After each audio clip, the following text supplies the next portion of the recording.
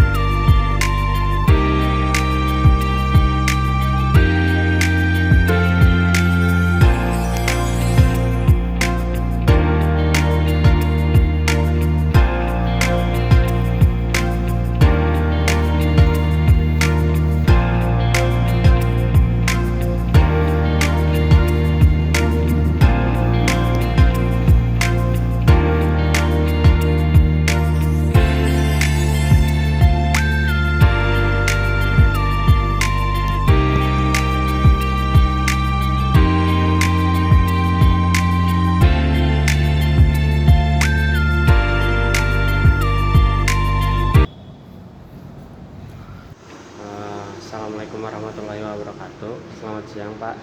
Jadi perkenalkan sebelumnya kami dari SMA Negeri 10 Bandung. Nama saya Ali. Nama saya Faris. Saya Rizal. Kami tuh di sini mau melaksanain tugas dari sekolah P5. Tugasnya tuh wawancara tempat eksplorasi gitu. Terus kami kebagiannya ke sini Museum Bali. Jadi langsung aja. Yang udah kami eksplorasi tadi sebelumnya, mungkin sebelumnya boleh perkenalan dulu Bapak itu. Saya Adit Bali, generasi ketiga dari Pak Bali Sasmita Winata. Yang sekarang kebetulan di sini diamanahkan untuk memimpin Museum Bali, ya, dengan segala bentuk programnya. Mungkin ada hal yang bisa ditanyakan. Museum Bali itu sendiri itu tujuannya dibentuk itu buat apa? Ya, jadi tahun 91 itu adalah terbangunnya Museum Bali, ya, dan diresmikan pada saat itu oleh Menpan Hostel Susilo Sudarman, ya. Tujuannya adalah begini, bahwa Bali sebagai seorang pelukis yang bisa dikatakan istilahnya masterpiece, ya, seorang masterpiece di dunia lukis. Kenapa dikatakan begitu? Karena beliau itu adalah seorang seniman rupa yang menyambungkan antara masa zaman seni rupa Renaissance zaman Belanda itu yang menyambungkan kepada seni rupa modern Indonesia pada saat itu. Dari sisi ketokohannya, ya. Dua, bahwa beliau itu adalah pelukis yang dipilih pada saat itu untuk menciptakan lambang pasukan Siliwangi. Ya, kalau lihat di sini ada gambar Siliwangi itu Pak Bali. Yang ketiga adalah beliau juga adalah seorang yang menciptakan atau membentuk seni rupa UPI, ya, di mana apa yang menjadi keinginannya pada saat itu adalah, ataupun menjadi visinya adalah menciptakan seniman-seniman rupa yang benar-benar paham tentang dengan ilmu kesenirupan, ya, dan bagaimana akhirnya yang diharapkan munculnya seniman-seniman yang rupa yang memang mereka memahami dan bisa mempertanggungjawabkan karyanya bagi kehidupan mereka selanjutnya, seperti itu, ya. Itu yang didasar. Dan tahun 91 ini terbentuknya ini adalah salah satu keinginan Bali bagaimana sebetulnya karya-karyanya dengan segala bentuk gaya, ya, di seni rupa itu bisa menjadi inspirasi kreatif para generasi-generasi muda khususnya di seniman rupa. Tetapi dengan berjalannya waktu, di mana pada saat sekarang saya di generasi ketiga itu menjalankan Museum Bali, bahwa tempat ini kita jadikan sebagai ruang publik, ya, dijadikan juga tempat pendidikan segala macam, ya. Jadi tanpa meninggalkan ataupun menghilangkan apa yang sudah menjadi keinginan Bali untuk adanya satu ruangan yang menampilkan karya-karya beliau, dan di mana karya-karya beliau pun juga di sini sebetulnya erat kaitannya dengan kehidupan dan peran seorang seniman. Maksudnya apa sih? Bahwa dia adalah seorang seniman yang menjadikan dirinya corong alam. Melalui karyanya dia memperlihatkan bukan bagaimana kehebatan dia sebagai seorang seniman rupa yang memahami teknik-teknik seni rupa, tetapi dia juga akhirnya di sini melalui karyanya dia mencoba untuk membangun satu bentuk kesadaran kita generasi muda tentang pentingnya keseimbangan alam. Bisa dilihat dari karya-karya bagaimana peran kita untuk saling menghargai, dan bagaimana kita akhirnya bisa menyadari dan mengoptimalkan fungsi-fungsi yang ada di dalam badan kita itu untuk menjadi entrepreneur kehidupan. Ya, jadi jangan kita terpaku kita nggak punya modal untuk mengusahakan sesuatu yang berkaitan dengan keberlangsungan kehidupan, tetapi jadikanlah tangan-tangan ini bisa jadi manfaat, kaki-kaki ini bisa jadi manfaat, jadi modal untuk akhirnya kita bisa menghasilkan sesuatu. Nah, sepertinya itu. Ya, jadi itu intinya. Jadi Pak Barli sendiri itu merupakan pionir dari karya seni gitu Pak, dari zaman ini. Bisa dibilang pionir untuk keberadaan museumnya itu sendiri ya. Kalau misalkan kita berbicara seniman pada saat itu banyak, tapi dia adalah orang yang memang mencoba untuk bagaimana membawa zaman Renaissance itu kepada zaman yang lebih realistis. Kalau zaman Renaissance, kalau kita bicara seni rupa, itu hanya yang digambar atau dilukisan itu yang bagus-bagusnya aja. Para pejabat segala macam yang cantik-cantik. Tapi zaman Indonesia, zaman seni rupa Indonesia modern itu di mana kita lebih terbuka. Yang jelek ya gambar jelek, ya. Yang keadaan realitas semata digambarkan seperti itu, yang busuk-busuk itu. Jadi nggak pernah ada rekayasa. Nah, itu sebetulnya dikatakan sebagai satu bentuk penyambung, ya, titik sambung untuk akhirnya bagaimana Indonesia akhirnya menjadi satu bentuk pemahaman budaya seni rupa modern dengan pemahaman bahwa kita berkarya melalui seni rupa tadi membuat karya yang apa adanya, ya, bukan yang bagus-bagusnya aja yang kita tampilkan. Dan akhirnya untuk menyadarkan sebetulnya para seniman-seniman baik seniman rupa, seniman apapun, bahwa kita itu adalah coba ke dalam berkarya itu harus didasari dengan ketulusan, sehingga tanpa disadari kita akan bisa menjadi jembatan alam untuk menyuarakan tentang kehidupan, ya, gitu. Dan di zaman sekarang, setelah di generasi ketiga ini, saya mencoba untuk lebih memperdalam lagi apa yang dinamakan artis seni ataupun seniman. Jadi artis seni itu bukan yang berkaitan dengan keindahan saja ataupun yang berkaitan seni itu hanya bentuknya seni rupa, seni tari, seni gerak, ya, seni suara, bukan. Tapi seni itu adalah cara kita untuk mewujudkan sesuatu, cara kita untuk menyampaikan sesuatu, cara kita untuk membicarakan sesuatu, itu seni, ya, mengenalkan sesuatu seni. Jadi dan seniman pun juga sebetulnya bukan dikelompokkan dalam kelompok seni rupa, seniman tari, seniman musik, tapi seniman kehidupan. Seniman itu kalian pun seniman. Kenapa? Cuma di kita berangkat dengan apa? Dengan profesi yang berbeda-beda, betul nggak? Tetapi jiwa seniman yang akhirnya dia memahami seni tadi, akhirnya kan otomatis dia akan selalu mengolah rasanya untuk bagaimana sih ketika kita membuat sesuatu ini bisa dirasakan manfaatnya buat orang lain, betul nggak? Betul. Bukan hanya diri kita saja. Kenapa saya katakan tadi matematika banyak yang nggak suka, karena yang disampaikannya tidak dengan seninya. Mereka guru-guru hanya menyampaikan cara berhitung, bukan seni berhitung, betul nggak? Kalau seni berhitung kan dibangun dulu apresiasinya, bukan dikedepankan salah dan benarnya, betul nggak? Generasi sekarang itu seperti sekarang itu ada sedikit perbedaan, terjadi perpecahan karena kita tuh dibangun, kita dijauhkan dari salah, betul nggak? Kita nggak boleh salah, betul nggak? Padahal sebetulnya harusnya kita harus berani untuk melakukan sesuatu, untuk suatu saat itu akan menjadi ilmu bagi kita. Ketika kita berani untuk melangkah, pasti mungkin kita akan kena salahnya, tapi dari situ kita akan paham benarnya, betul. Jadi ketika sekarang maksudnya kaitannya apa sih maksud dan tujuan Museum Barli ke depan, yaitu menjadi satu wadah untuk membangun sebuah kesadaran tentang pentingnya peran seni bagi kehidupan, dan bagaimana dengan segala bentuk produk kegiatan yang dilakukan pada saat sekarang Museum Barli ini menciptakan seniman-seniman kehidupan di profesinya masing-masing, ya, semua dalam konteks membangun rasa untuk lengkapi jiwa, rasa yang didasari pemahaman tentang arti keseimbangan, benar salah itu sama-sama punya nilai dalam kehidupan. Ya, itu tadi. yang saya mau tanya lagi, ini kan Museum Barli itu kalau saya lihat itu selain seni rupa, seni patung itu juga ada kayak komik-komik sama Ya. mainan-mainan gitu. Nah kalau semuanya itu apakah hasil karya sama koleksi dari Barlinya sendiri atau ada sumbangan dari sesuatu gitu? Ya, karena begini, Bali ini kan bergerak juga di bidang pendidikan ya. Pendidikan dalam artian itu tadi dengan kegiatan-kegiatan dengan sistem pendidikan seni rupa kita untuk bagaimana akhirnya mereka itu akhirnya terbentuk sebuah karakter yang paham tentang arti tugas dalam hidupnya masing-masing.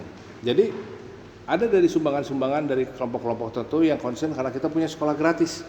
Ya, yang ditujukan untuk orang-orang anak-anak yang termarginalkan untuk bisa melalui seni ini akhirnya mereka bukan diajarkan menggambar tapi mereka dengan kegiatan menggambar tadi terbangun sebuah karakter yang kuat, karakter yang mereka terbangun harga dirinya, mereka nggak begini tapi bagaimana dia harus mengusahakan sesuatu yang tentunya dalam artian yang benar ya untuk akhirnya bisa menghasilkan karena itulah harga diri gitu ya. Jadi kalaupun toh ada koleksi-koleksi di sini, kalau koleksi di luar tadi ada koleksi mainan, itu adalah sebuah investasi, bentuk penambahan investasi dari diri saya untuk akhirnya menjadikan tempat ini betul-betul bisa menjadi inspirasi tentang bagaimana kita menghargai barang segala macam. Terus jadi orang dulu udah bikin begini orang sekarang. Terus apakah kaitannya dengan mainan? Mainan pun adalah produk seni. Bagaimana sebetulnya mainan itu didesain sedemikian rupa sehingga anak-anak itu senang. Itu kan harus pakai rasa. Kita harus bisa membaca sesuatu. Nah itu makanya manfaat Barli diharapkan itu bisa terasa sampai nanti juga di generasi kalian. Membahas tentang biaya operasional juga, saya ingin bertanya tentang usaha Museum Barli ini. Berapa sih kisaran pengunjung rata-rata dalam sehari? Kalau kisaran pengunjung tidak pasti ya. Karena mau bagaimanapun pada saat sekarang itu yang salah satu menjadi hambatan itu kan belum terbangunnya budaya kesadaran untuk datang ke museum. Kalian datang ke sini aja karena tugas sekolah, betul nggak? Yang saya pada saat sekarang ini saya sedang gerakan adalah membangun kesadaran bahwa pentingnya arti museum dalam rangka untuk melengkapi referensi kita sebagai orang dalam menjalankan kehidupan ke depan, betul nggak? Betul. Nah itu tadi. Jadi kalau misalkan kita bicara mengenai range rata-rata ini, saya bilang saya tidak bisa kasih rata-rata karena kadang sepi, kadang ada yang datang. Ada yang datang begitu. Jadi dan untuk menutupinya itu kita punya kegiatan yang formal di sini apa? Kita punya sekolah seni di sini kan. Terus kita ada kafe di bawah. Tujuannya salah satunya adalah kita melakukan subsidi silang. Gitulah. Ya, jadi terus kedua dari tiket tadi masuk tadi saya sisihkan untuk apa namanya menutupi overhead tadi ya.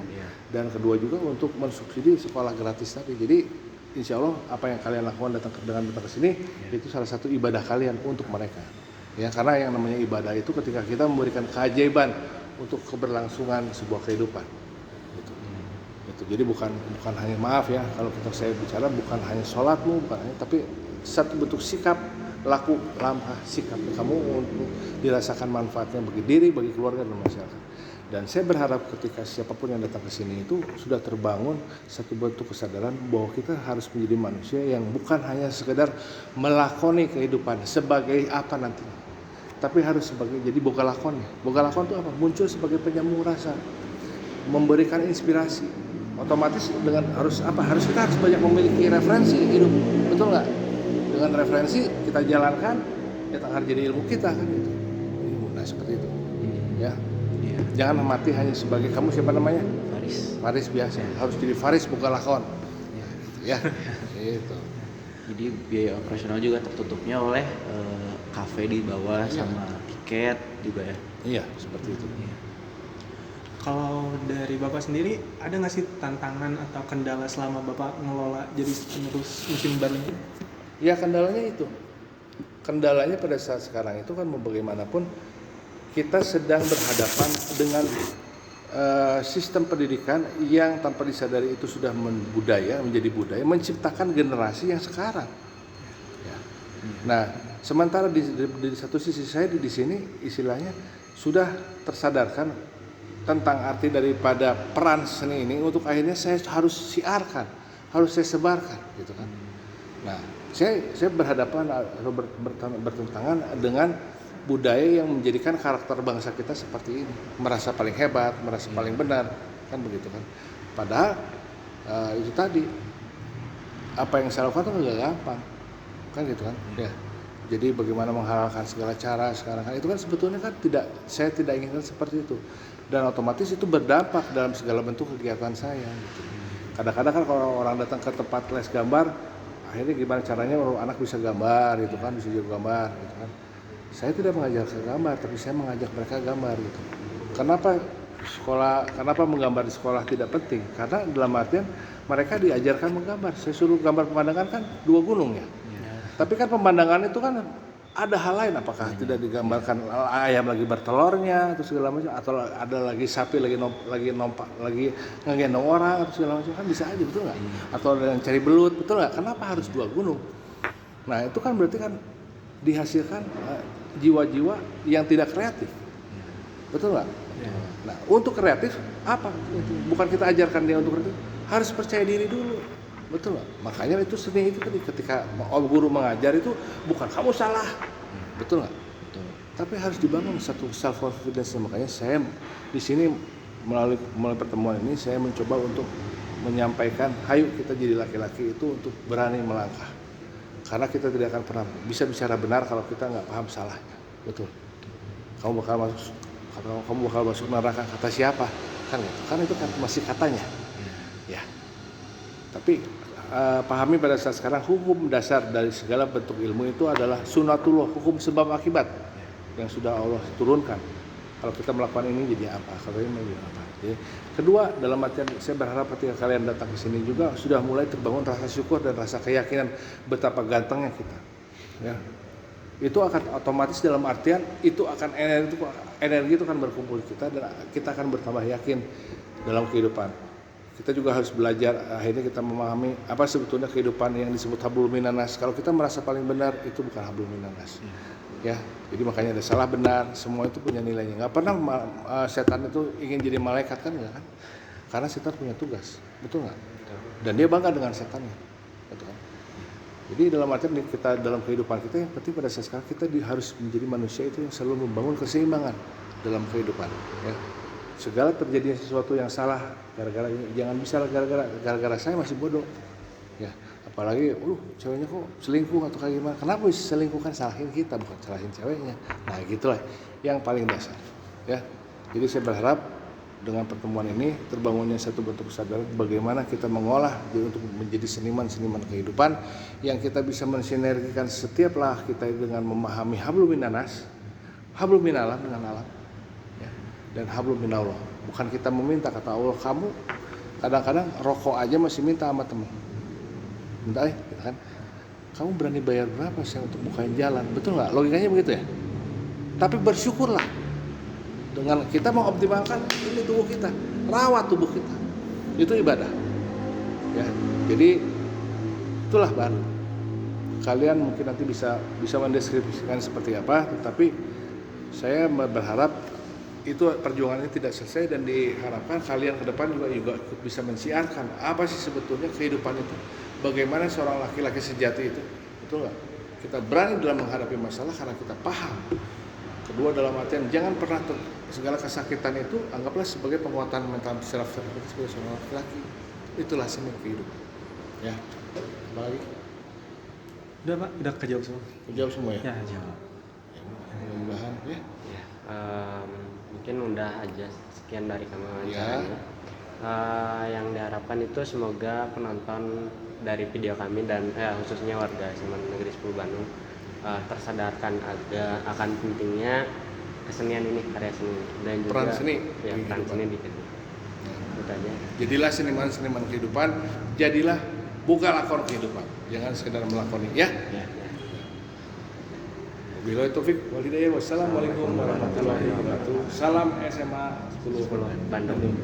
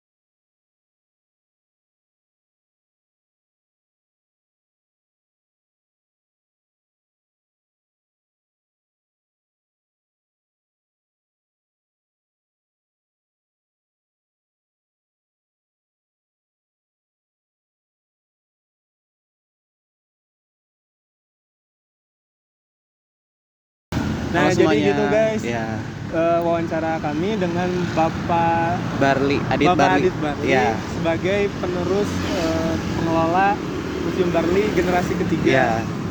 Jadi apa nih yang kalian dapetin dari wawancara tadi? Jadi karya seni itu sangat penting dalam kehidupan, dan semoga para penonton yang nonton video ini lebih tersadarkan akan ilmu kesenian dalam kehidupan. Amin. Kalau dari aku sih mungkin tadi apa yang disampaikan sama Bapak Adit itu benar-benar ya ada benernya gitu. Apa yang kita lakukan ini tuh semuanya ada nilai seninya gitu, dan kita tuh harus mempunyai kesadaran untuk berkunjung ke museum sebagai generasi penerus lah ya. Sebagai bentuk kita terhadap kesadaran nilai-nilai seni yang ada di sini. Terus tadi juga ngebahas tentang hubungan kita dengan manusia, dengan alam dan Allah juga, sehingga kita juga lebih sadar gitu akan betapa pentingnya kehidupan kita tuh tergolong dengan seni gitu, dimasukkan kesenian dalam setiap perilaku sehingga kehidupan lebih terjamin lah, lebih berarti. Oke. Mungkin cukup sekian dari hari kedua di Museum Barli ini. Ya. Sampai jumpa lagi di hari ketiga. Thank you. Bye. Bye.